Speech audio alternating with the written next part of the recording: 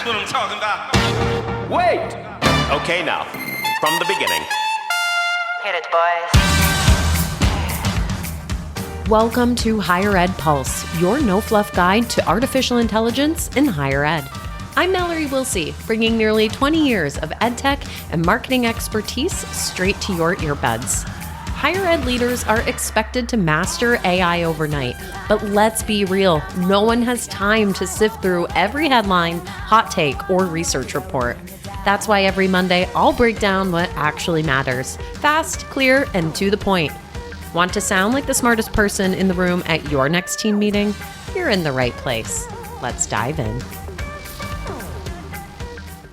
Welcome back to Enrollify's Hall of Fame series, where we feature leaders whose voices help us better understand the evolving student experience. I'm your host, Mallory Willsea. Today's spotlight is on Harrison Campbell, or as many know him, Soup. Soup is the Vice President of Campus Partnerships at Ardeo Education Solutions, a former Dean of Admissions, and a longtime champion for student voices. He's also a parent who has recently lived through the college search process firsthand, adding a whole new layer of perspective. Across Confessions of a Higher Ed Social Media Manager and Higher Ed Pulse, Soup has challenged us to rethink how we communicate, where students actually look for information, and how to blend technology with trust and human support. Let's dive in. When you go through that process alone, you don't always see what every other student's going through too, right? And again, when I think about just the prospective student, period, so much of what happens is in isolation. Just I received something in the mail, or I watched something on their Instagram account, or, I had this visit day experience. It's often always kind of isolated just with that student experiencing those touch points. And so there is something very powerful for allowing this experience to be shared and allowing them to experience it together, so they have a bigger picture of understanding that, what may happen to me, I'm not the only one. We're all going to get, we applied to many schools. We're not, all of us are going to get denials, and that's okay. That's the process. So going through this process as a parent, I know we talked about this prior to, there's lots of communication gets really sticky. Can you say some of the things that maybe schools did well that you particularly liked that maybe you'd like to see more of as a parent?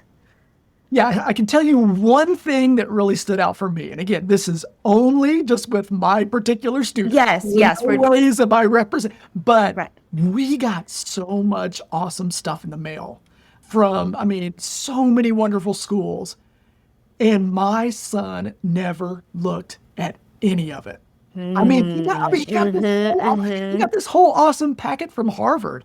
And I'm like, as the parent, I am reading everything. I'm like, this is incredible. I'm not wanting to miss anything.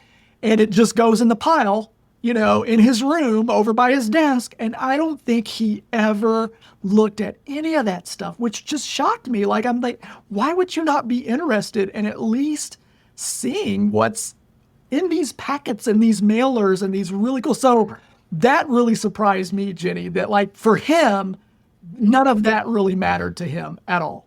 Putting on your former enrollment hat for just a second, right? When you were on that side, were you sending those lovely mailers and all of that collateral, or the publications? Were you sending it for the parents, or were you hoping the students would look at it?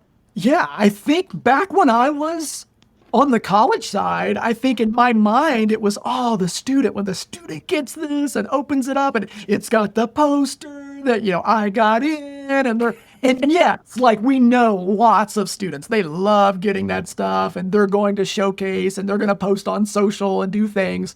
But I think just seeing it through the experience with my son, I think I probably, if today I'm still in that seat, on the enrollment side, I would think I would make sure information that's going out that parents, I mean, because I would imagine a high percentage of parents, when that stuff's coming in the mail, they are definitely paying attention to it, whether the student is or not. And so, yeah, I think from a strategy standpoint, if you're not ever sending anything specific to parents, maybe you should be. And if you're only sending that student packet, there definitely should be information in there really relevant maybe to the parent as well.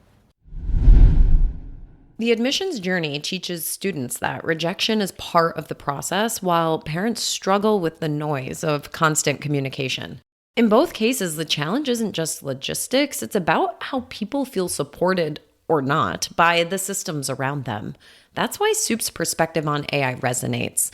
At the heart of it, the future depends on building tools that foster trust, not suspicion.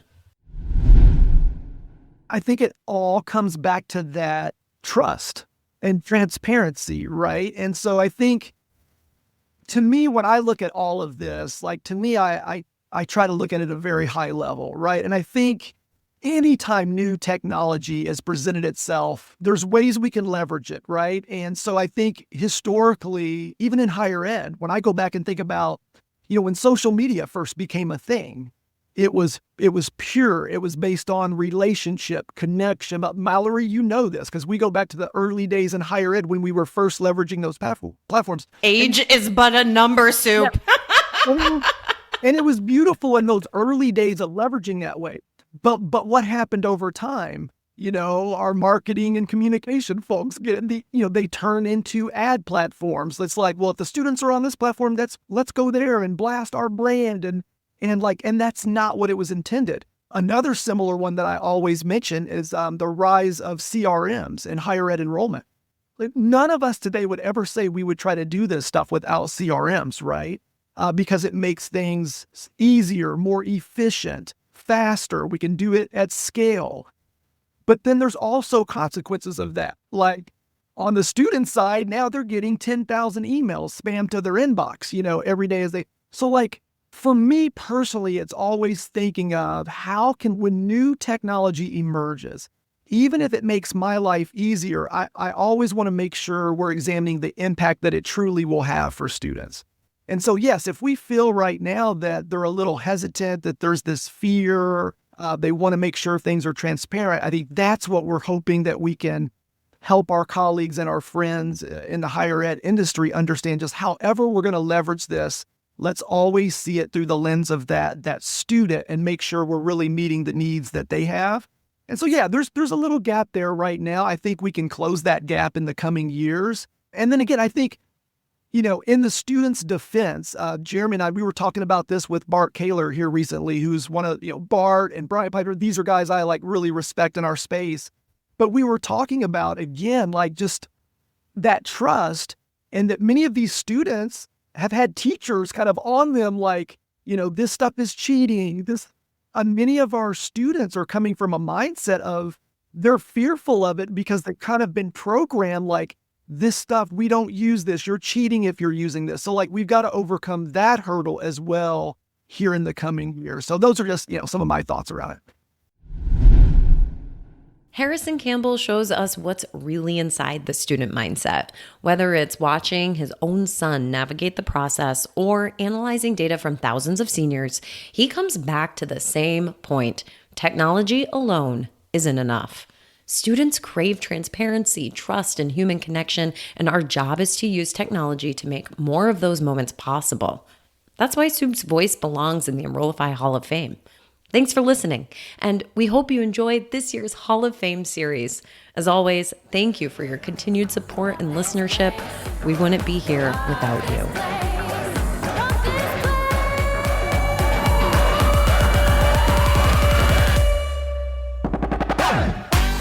Thanks for listening to the Higher Ed Pulse. The show is a proud member of the Enrollify Network, home to Higher Ed's largest collection of podcasts.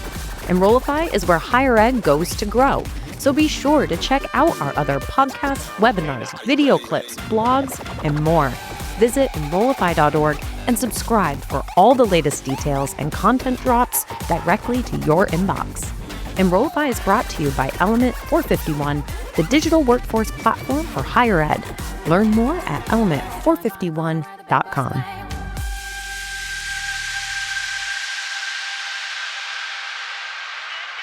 do, do, do.